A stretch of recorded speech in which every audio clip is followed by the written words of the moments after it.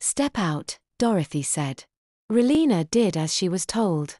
Dorothy took the soiled garment and carried over to the room's small trash can. She held the item of clothing above the can for a moment, and then let it drop. They fell, gently, into the plastic-lined embrace of the receptacle. Dorothy walked around to stand behind Relina.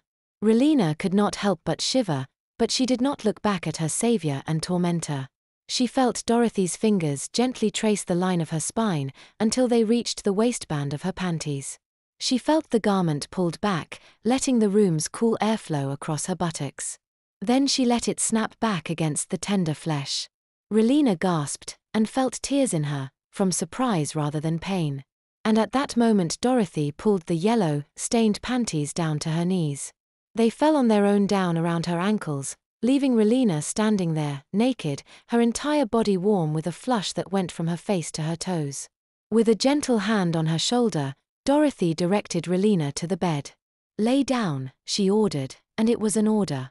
Relina let herself be directed back onto the bed, lying on the soft quilt, her feet still on the floor. She looked up at Dorothy, wondering what the woman had in store for her. She had her breasts covered with her left arm, her right hand between her legs, in a futile attempt of modesty. Dorothy stared down at her, her eyes unreadable. Then she turned and crossed the room. From the top of a chest of drawers she picked up a bottle. She carried it back and opened it.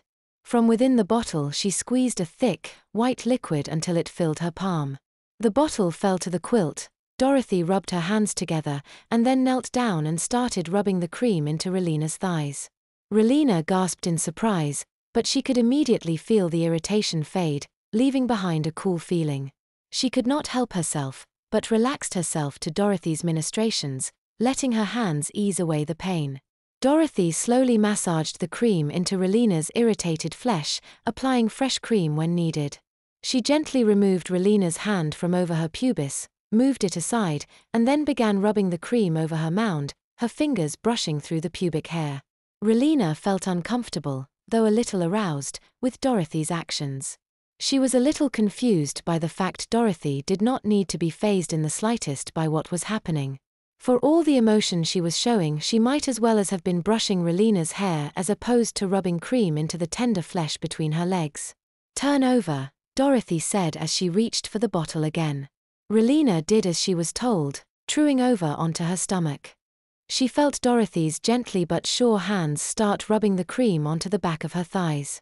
She shivered slightly as Dorothy's hands began to run the lotion into her bottom, and then gasped as the halves of her buttocks were spread and Dorothy began to apply the cream there as well. It was all over after a time that was far too long and far too short at the same time. When Relina turned onto her back, she could see Dorothy was wiping her hands clean with a handkerchief. Dorothy was cool and calm and collected as she always was, which made Relina feel small and flustered. She could not think of anything to say. It was apparent she need not have. "Get under the covers," Dorothy all but ordered. "You need some rest," she finished in a slightly less authoritative tone. Relina did as she had been told, shifting about on the bed and then sliding her naked body beneath the clean, cool sheets. Dorothy tuned the lights off, plunging the room into darkness. Light leaked in from the hall as Dorothy exited the room and was cut off as the door closed.